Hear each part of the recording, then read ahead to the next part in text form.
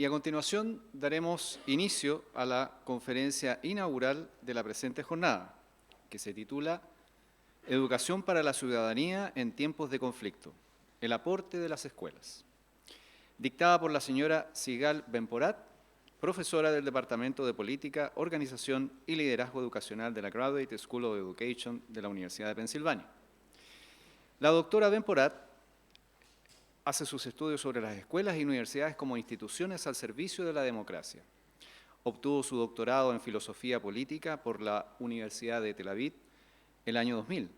Fue investigadora postdoctoral en el Centro Universitario para Valores Humanos de la Universidad de Princeton. Ha enseñado en la Penn Graduate School of Education desde el año 2004 y es miembro asociada del Departamento de Ciencias Políticas y del Departamento de Filosofía de la Universidad de Pensilvania. Ha ejercido como asistente especial del presidente de la universidad, como presidenta del Consejo Asesor de la Facultad de Penn Press y miembro del Comité Ejecutivo del Centro Andrea Mitchell para el Estudio de la Democracia en 2010.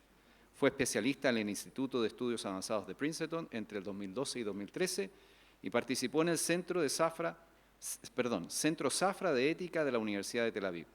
Finalmente, entre 2020 y 2021, fue académica residente en el Edmond and Lily Safra Center for Ethics de la Universidad de Harvard.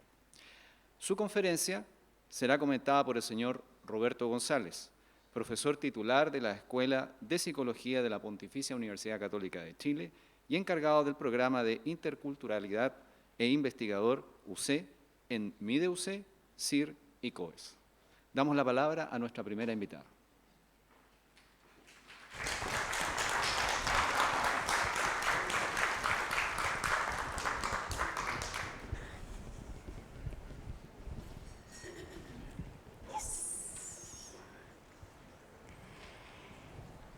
So I'm going to speak in English. Apologies. It's very good to be here. Thank you to Paulo, to Dean Alejandro, to Mike Johannek, to all of you for spending the morning with me. So you heard a long introduction about me, but I still want to introduce myself to you for a moment. Mi persona, pero me quiero presentar, si me lo permiten.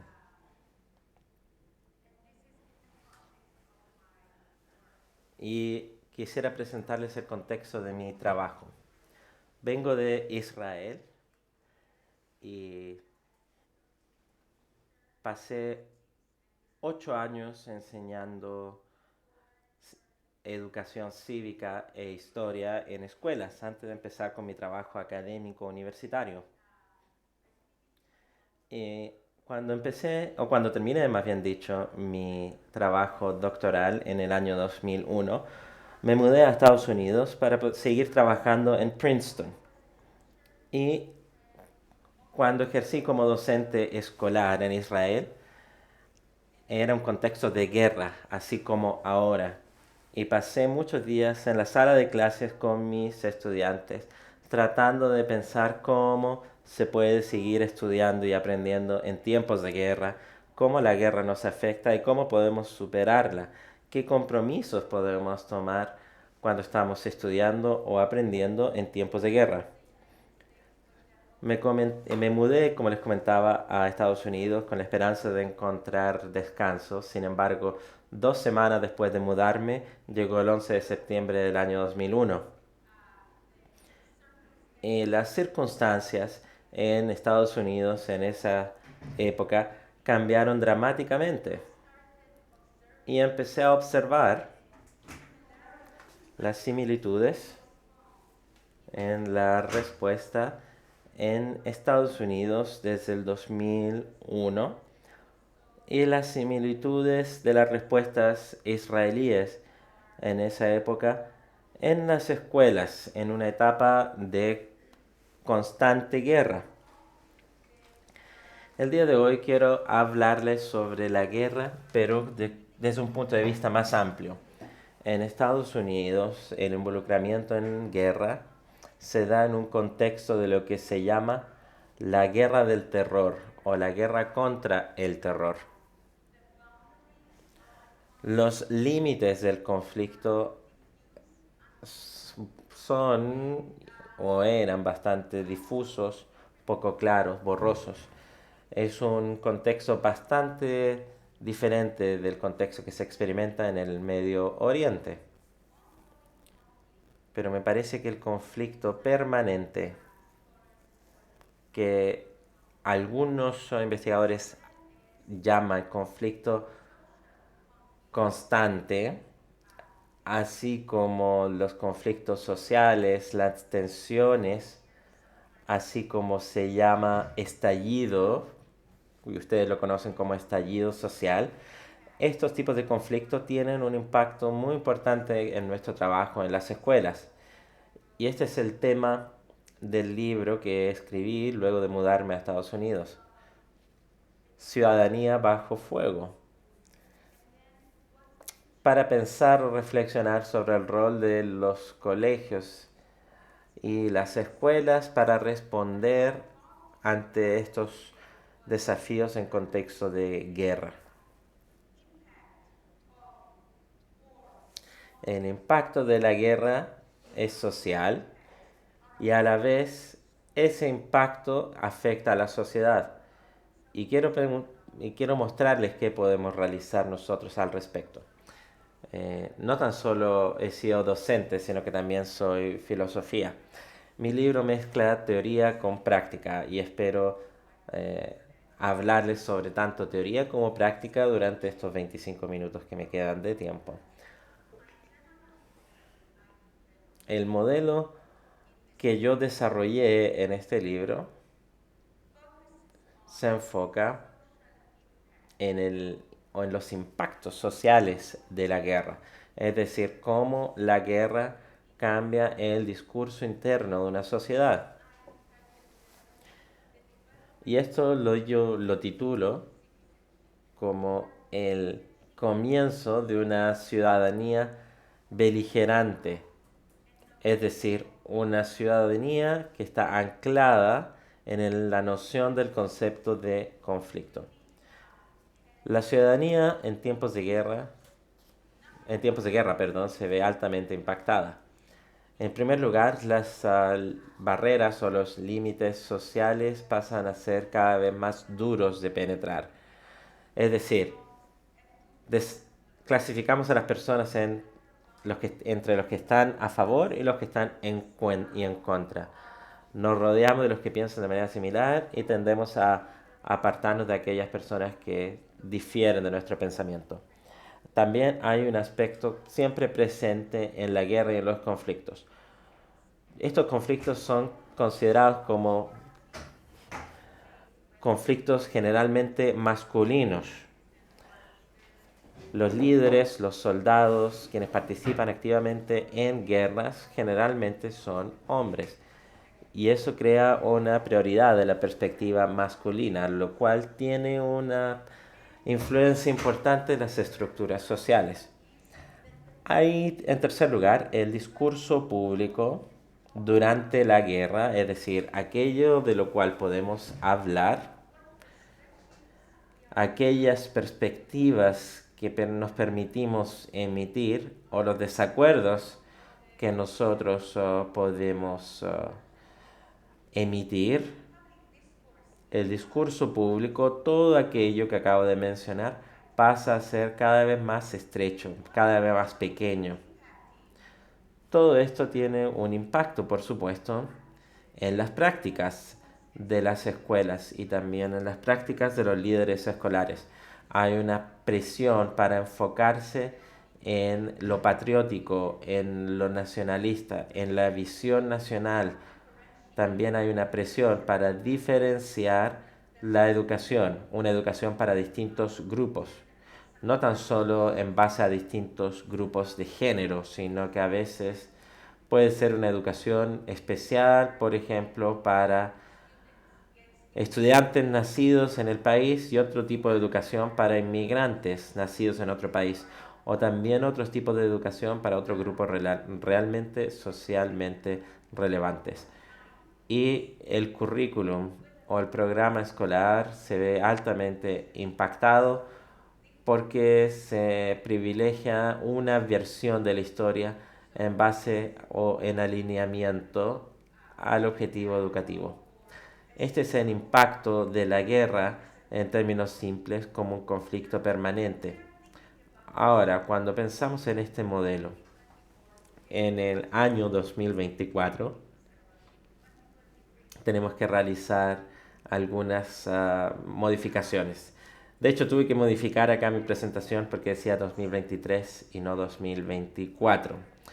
Siempre es necesario modificar. ¿Cuál es el rol de la guerra en la democracia actual y en las escuelas del día de hoy? Bueno, cuando lo vemos de manera interna, como lo ha experimentado y como lo está experimentando Chile, cuando vemos los impactos de la guerra o de un conflicto, tenemos que analizar los impactos externos.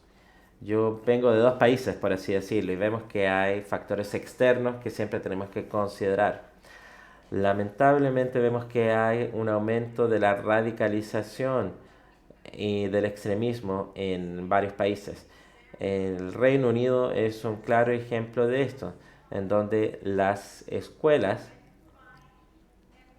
están teniendo ahora la responsabilidad de informar y acusar o denunciar a aquellas personas que se han radicalizado y que representan un riesgo para la sociedad, lo cual es muy útil. Los profesores pasan a ser una extensión de la policía, por así decirlo, en tiempos de guerra y conflicto.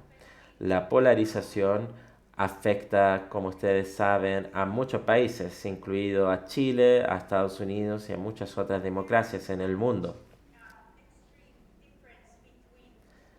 Hay una diferencia bastante marcada entre visiones de izquierda y de derecha sobre el futuro de la nación y es muy difícil encontrar puntos en común o acuerdos para seguir avanzando como país. Esto está siendo realmente experimentado en muchas democracias actualmente y está impactando de manera bastante significativa el discurso de las escuelas y también está impactando los objetivos de algunos de nuestros esfuerzos. No voy a hablar sobre inteligencia artificial, pero sí tenemos que considerar el rol de la tecnología. Hay mucha información mala y falsa que marca una diferencia en el 2024, en especial en relación a los esfuerzos que nosotros realizamos para defender la democracia, especialmente cuando los jóvenes van al colegio con, entre comillas, conocimiento, o podríamos decir conocimiento falso al cual se aferran, producto de lo que leen o ven en internet, y ese conocimiento falso no tan solo lo creen, sino que lo propagan o difunden. Y además, ustedes saben que hay personas que piden que se eduque por la paz, por la armonía y también la convivencia, por lo que he escuchado.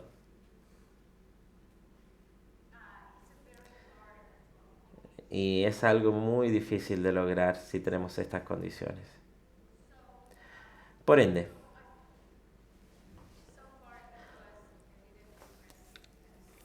sé que sé que lo que les he comentado suena bastante depresivo o desesperanzador, pero ahora quisiera comentarles sobre qué podemos hacer efectivamente. Y tengo acá una lista con 5 áreas que las universidades, en las que las universidades pueden aportar para poder responder a estos desafíos de conflicto permanente, polarización y también extremismo. Acá ustedes pueden ver 5 áreas en las que podemos aportar. En primer lugar, tenemos que enfocarnos en nuestro trabajo epistémico, es decir, el trabajo de desarrollar y difundir conocimiento. El enfoque de las escuelas se basa en transferir conocimiento, desarrollar además conocimiento a las personas, a los jóvenes con quienes trabajamos y como lo dijo Kasim Kassam, un académico muy relevante, nos dice que podemos cultivar virtudes intelectuales para poder realizar preguntas, para poder ser humildes en relación al propio conocimiento que se obtiene. Puede ser que estemos equivocados, dice él. Puede ser que necesitemos desarrollar más interés sobre otras perspectivas, así como otros tipos de virtudes intelectuales. Además, al estar conscientes de esto, podemos ser más conscientes de la falta de información o de la información falsa que circula, así como poder también cultivar una comunidad intelectualmente compartida. ¿A qué me refiero con una comunidad compartida, intelectualmente compartida? Bueno, a una comunidad que representa el ideal de una escuela. Una escuela es una comunidad donde se comparte intereses intelectuales, y les acabo de mencionar un ejemplo de un estudio bastante reciente publicado en el estado de Rhode Island, en Estados Unidos. Es una iniciativa que contrarresta información falsa por medio de la creación de una comunidad educativa que hace preguntas, que investiga y que tiene una voz común. Es un proyecto muy interesante para combatir la desinformación. Si les interesa, pueden buscar más información al respecto para saber mayor detalle sobre sus estudios y hallazgos. Uno de los hallazgos tempranos es que ser una persona que tenga habilidades para interpretar los medios de comunicación, es decir, una capacidad para distinguir lo falso de lo verdadero o lo correcto de lo incorrecto, es un primer paso para poder construir una comunidad común de aprendizaje. A eso me refiero con el trabajo epistémico. Ahora, pasemos al trabajo humanizante. La guerra y el conflicto generan una tendencia que es deshumanizar al otro. Es decir, si eres parte de mi grupo, confío en ti, eres como yo, soy agradable contigo, etc. Pensemos que si tú no eres parte de mi grupo, puede ser que no seamos del mismo grupo étnico, tú eres inmigrante y yo no, o tú eres parte del grupo que yo percibo como el otro o el enemigo, entonces la tendencia mía va a ser considerarte una especie distinta, un tipo de persona distinto. Entonces es clave tener un trabajo humanizante en la sala de clases. Diré brevemente que no creo que esto pueda traer paz per se. Hay personas que piensan que estos esfuerzos pueden llegar a la paz. Yo creo que los políticos van a tener que promover la paz. No nos pueden pedir a nosotros como docentes que generemos la paz o acuerdos de paz, pero sí podemos crear condiciones en donde los jóvenes se vean listos para compartir entre sí, para poder lograr superar esas diferencias. Realizar un trabajo humanizante es muy importante en la creación de prácticas inclusivas que permitan que haya una comunidad que comparte valores. Podemos tener una comunidad que comparte conocimiento, pero también una comunidad que comparte conocimiento, que comparte valores, perdón. Una de las maneras más útiles para poder desarrollar esto es el arte o el desarrollo del arte. Y les voy a dar un ejemplo, que es el uso del teatro como una herramienta de transformación, para poder transformar justamente un conflicto. El teatro, como ustedes han de saber, tiene su origen como una práctica artística muy revolucionaria, hecha por y para las personas. Y el teatro también se puede utilizar en las escuelas de manera muy práctica, para que los estudiantes puedan escribir sus propias historias y para que puedan interpretarlas. Así una persona, un estudiante puede ponerse en el lugar de otro lugar, asumir otra posición y hacer propia la narrativa de otra persona. Hay ejercicios pequeños igualmente, como juegos de roles, que se pueden encontrar en este manual que pueden ver en pantalla, donde pueden aprender el arte de humanizar otras perspectivas. Entonces, a esto me refiero con trabajo humanizante. En tercer lugar está el trabajo social. Es necesario enfocarse en la ciudadanía democrática y en la creación de una comunidad cívica compartida. El investigador cuyo apellido es Westheimer, que es bastante reconocido en esto, dice lo siguiente, y lo cito: enséñale a los estudiantes a hacer preguntas. Expone a los estudiantes a múltiples perspectivas y basa tus instrucciones en contextos locales. Es decir, es necesario que entendamos el espacio compartido para que haya trabajo en conjunto. Esto resulta clave para el desarrollo de una comunidad cívica que comparte valores. En ocasiones, en el contexto de una guerra o del conflicto o de luchas sociales, hay muchos estudiantes que experimentan trauma. Y esta es la cuarta área a la que quiero hacer referencia.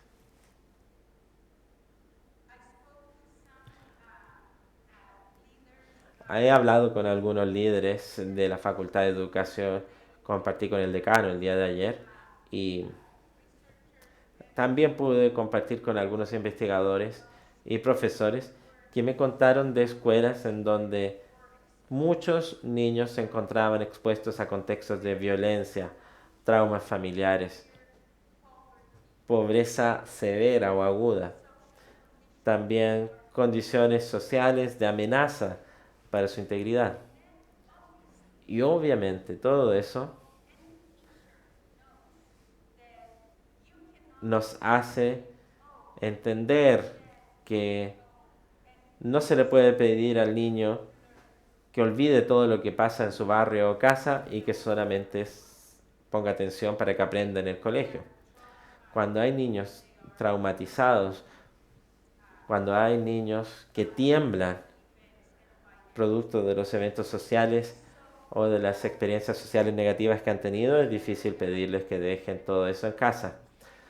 Cuando hay niños que se ven afectados por desplazamientos obligados o por exposición a la violencia o que se ven enfrentados al terror y al miedo, entonces el rol del profesor cambia. No necesariamente a un rol de terapeuta, pero sí el profesor o el docente tiene que adaptar sus prácticas para que los docentes puedan responder a esas experiencias traumáticas de un estudiante.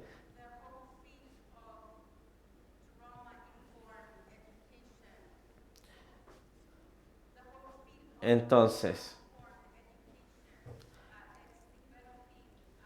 hay un campo que se está desarrollando actualmente que ha sido llamado educación informada del trauma o consciente del trauma. Es un área que nos permite enfocarnos en nuestro campo, que es la educación, la generación y la transmisión de conocimiento, sin dejar de lado las condiciones actuales, entendiendo que otras personas probablemente van a hacerse cargo de las necesidades socioemocionales de un niño o niña, lo cual nos va a permitir a nosotros enfocarnos en el conocimiento que ha de ser transmitido, aun cuando también consideramos el estado socioemocional de los niños. Y tengo entendido que va a haber otra persona que les va a comentar con mayor detalle al respecto el día de hoy. Es necesario que nosotros podamos tener un aspecto algo de terapéutico en este trabajo. Y el área final es la siguiente: la despolarización y la desradicalización. Todo lo que les he dicho actualmente, desarrollar una comunidad cívica, desarrollar una comunidad de conocimiento, desarrollar prácticas humanistas, todas estas áreas son esfuerzos con el objetivo de despolarizar. Es lo que podemos hacer. Por supuesto que no lo es todo. Necesitamos que el mundo político opere de manera muy relevante para poder avanzar en todo ámbito. Sin embargo, lo que podemos hacer es llegar a todos nuestros estudiantes respondiendo a sus necesidades, satisfaciendo sus necesidades dentro de lo que nos sea posible. Y lo digo así. Hay legislación, por ejemplo, en el Reino Unido, que aborda el manejo de las juventudes radicalizadas. Esas legislaciones se enfocan en solo una parte de la población, especialmente la población musulmana. Me parece que es un enfoque no justificado hacia el propósito de desradicalizar. Nosotros como docentes no podemos enfocarnos en un solo grupo para denunciarlo o para arreglarlo, si me entienden. Nuestro trabajo tiene que ser un trabajo que incluya a todos los estudiantes, que incluya comunidades y que desarrolle conocimiento en conjunto para el beneficio de todos los estudiantes. No se puede esperar de nosotros como docentes que resolvamos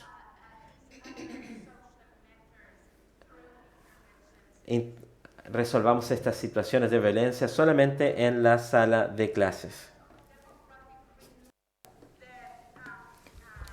Para resumir entonces, esto es desafiante. Es desafiante crear nuevas oportunidades para las escuelas hoy en día y esto requiere que construyamos esta base en común entre los distintos dominios, epistémico, humanista, cívico, que avancemos en estas metas y que continuemos enfocándonos en nuestra misión principal, la misión del aprendizaje como comunidad, en conjunto. Y estoy ansiosa a escuchar los comentarios del profesor Alberto González. Muchas gracias.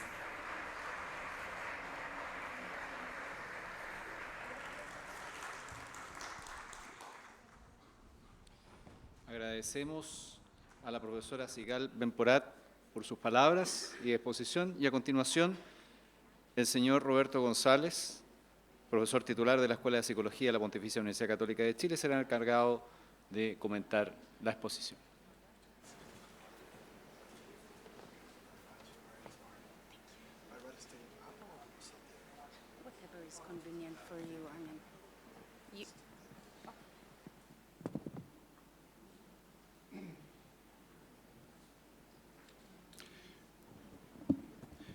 Primero parto por agradecer la invitación. ¿Me siento ya? Mejor, me están diciendo, Pablo. Ok. Primero, Sigal, quiero agradecer esta muy inspiradora presentación, agradecerle a los organizadores de este evento, a la autoridad, a Pablo, al decano y a todo el equipo que ha estado preparando esta discusión. Mientras escuchaba a Sigal, era imposible para mí no imaginarme la tremenda responsabilidad que tiene el cuerpo educativo, profesores, directivos. Alejandro hablaba de los líderes de cargos intermedios en el sistema escolar y la verdad que solo uno tiene palabras de agradecimiento y reconocimiento por lo que ustedes hacen, porque cuando uno escucha esto, más allá de todos los objetivos que uno tiene que lograr como docente, de asegurar el currículo, el aprendizaje de los niños, además asumir un rol en este aspecto que parece tan complejo, y ciertamente lo es tremendamente gratificante ver el esfuerzo que muchos docentes hacen cotidianamente para mantener esto que llamamos un clima escolar propicio para el aprendizaje para todas y todos nuestros estudiantes.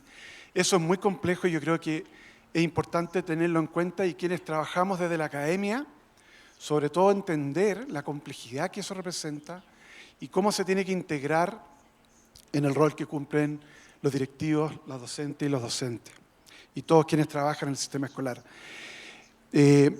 Solo tengo 10 minutos para comentar, y mientras pensaba esto, son todos objetivos súper de largo plazo, pero también son urgentes. Y eso supone pensar en aspectos bien concretos. Es la revisión de la literatura que me ha tocado a mí hacer por varios años en un equipo que tenemos en mi UC, en la Escuela de Psicología y en un laboratorio que investigamos muchos de los temas que presentaba la profesora Sigal. Hemos llegado al convencimiento de que nosotros tenemos que trabajar con un concepto que ha ido adquiriendo cada vez más fuerza y que llamamos normas sociales. Cuando hablamos de normas sociales, muchas instituciones, el derecho, la ciencia política, la filosofía y muchas disciplinas, incluida la psicología, han desarrollado sus propias concepciones acerca de las normas. Y lo interesante de las normas, desde la perspectiva que les quiero invitar a pensar, se relacionan con la conducta de los grupos con los cuales convivimos naturalmente. Las normas, en la manera como muchas veces lo entendemos en psicología, hablan acerca de la manera como otros de aquellos grupos con los cuales yo me identifico se comportan. Por tanto, aquello que yo veo otros hacen es lo que a uno normalmente le guía la propia conducta. Y eso es lo que uno típicamente hace. Eso es lo que llamamos la norma que describe la conducta. Pero también está aquella que prescribe mi conducta, cuando yo hago aquello que pienso que mi grupo valora que yo haga. Hay muchas fuentes de influencia normativa y la escuela es justamente un ambiente muy propicio donde uno puede ver, por ejemplo, lo que llamamos típicamente los influentes sociales, los referentes sociales. Y son personas que son tremendamente importantes para guiar la conducta de otros. Pero también están la influencia que ejercen las autoridades. Un docente en aula es una autoridad para los niños, como lo es quien dirige la escuela o quienes tienen roles intermedios profesionales. La conducta, por tanto, que ejercen esas personas es tremendamente señera para quienes están en ese entorno. ¿Por qué menciono esto?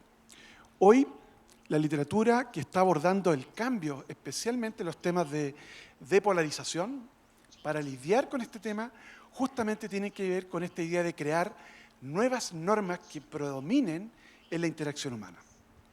Por ejemplo, cuando uno tiene que confrontar ideas que son muy distintas a las propias. El hecho de estar expuesto a varias ideas distintas en una discusión, eso le entrega una señal a nuestros estudiantes y entiende desde muy temprano que participar en entornos, en discusiones donde hay ideas distintas, está bien que ocurra, sin que eso se transforme en una amenaza. Probablemente lo que Sigal nos transmitía, cuando la guerra genera un sentido alto de amenaza, lo que está afectando es nuestro bienestar básico. Crea enorme incertidumbre. Y es ahí donde las normas juegan un rol importante. Las normas esencialmente lo que hacen, reducen nuestra incertidumbre, porque nos guían y nos dirigen acerca de qué es lo que es deseable o qué es lo que tenemos que hacer. Pero también hay normas que están referidas a, por ejemplo, a corregir nuestras percepciones incorrectas. Muchas veces los seres humanos estamos muy fuertemente motivados a tener percepciones que creemos que son las verdaderas, que son las válidas, que representan lo que realmente uno debiera ser. Y efectivamente nuestras percepciones están sujetas a muchas fuentes de sesgos. Cuando uno somete a una discusión esos sesgos, también contribuye a crear climas más favorables para el aprendizaje. Hay una antigua hipótesis que un psicólogo social muy conocido, Gordon Allport, de hecho lanza en Estados Unidos el año 1954. Es el año que se crea la ley de inclusión en Estados Unidos, que se acaba la desegregación escolar y por tanto se integran las escuelas públicas desde el punto de vista racial. Y en ese trabajo que hizo Allport, que escribe un libro muy bello que se llama La naturaleza del prejuicio, propuso la idea de la hipótesis de contacto. Y él sostenía, basado en la evidencia y la reflexión que vino después de la Segunda Guerra, a propósito de la guerra, que el hecho de que las personas no nos conozcamos, no interactuemos con aquellos que son distintos, como nos señalaba Sigal, justamente alimenta nuestros prejuicios, nuestras concepciones negativas acerca de nuestros sesgos. Y decía que cuando las oportunidades de contacto, imagínenselo ahora en un contexto de una sala de clase, están orientadas a promover actividades de igual estatus, donde todas las niñas y niños tengan oportunidades de mostrar lo que saben o lo que hacen, donde tienen oportunidades de cooperar en torno a metas comunes, un aspecto fundamental. Ponga usted a las personas a cooperar en torno a metas comunes y va a gatillar estos procesos que están orientados a reducir estos sesgos que mencionaba, pero que también provean la oportunidad de aprender unos de otros, a conocerse. Allport decía que el mayor problema que gatilla los prejuicios y las concepciones negativas de otros es porque simplemente no nos conocemos o conocemos poco de nosotros. Y finalmente, el aspecto más normativo de esa hipótesis es que si esto no está apoyado desde el punto de vista institucional, estas iniciativas normalmente pierden peso. De hecho, hay un autor norteamericano, un psicólogo social, probablemente sí lo conoce, Elliot Aronson, que creó por muchos años una actividad muy interesante y la instaló en los sistemas escolares, se llama el jigsaw, el trabajo de los rompecabezas. Y es una técnica muy interesante porque lo que hace justamente es tomar estos principios, colaboración, interdependencia positiva, en torno a metas comunes, y que cada niño, en esa actividad, cada niño y niña tiene la oportunidad de aprender. Por tanto, no hay diferencia de estatus. Entonces uno modela el proceso de aprendizaje conectándolo con la vida social. Esto que mencionaba Siegel es tan fundamental. Lo social forma parte sustancial del aprendizaje.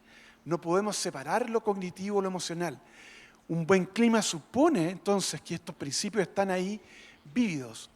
Por eso cuando uno lee los principios fundantes, esto epistémico que se menciona en literatura, es que cada aprendizaje se va a dar situado siempre cuando hay un clima favorable que lo promueve, que lo propicia, donde cada niño, cada profesor, cada estudiante percibe que tiene una voz y puede ser reconocido. Si uno avanza en esa dirección, va a asegurar que muchas de las adversidades que uno sin duda pueden y están muchas veces influyendo en el sistema escolar, en alguna medida quedan encapsulados. La experiencia positiva de la sala de clase puede y normalmente contrarresta mucho de la adversidad que hay en el entorno social. Es muy difícil trabajar en entornos sociales más adversos, pero no se olviden, en Chile tenemos mucha evidencia de que los profesoras y profesores tienen logros importantes de aprendizaje.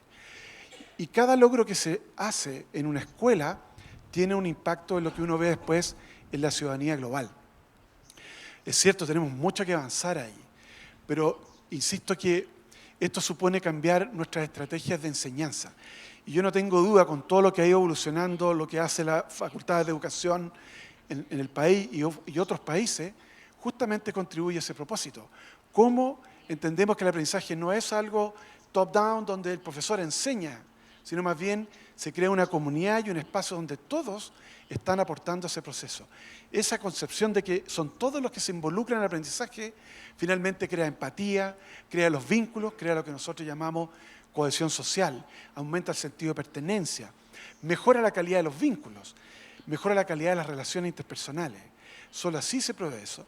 No basta con simplemente decir el colegio tiene normas y sanciona a quienes se portan mal. Ese camino no es suficiente.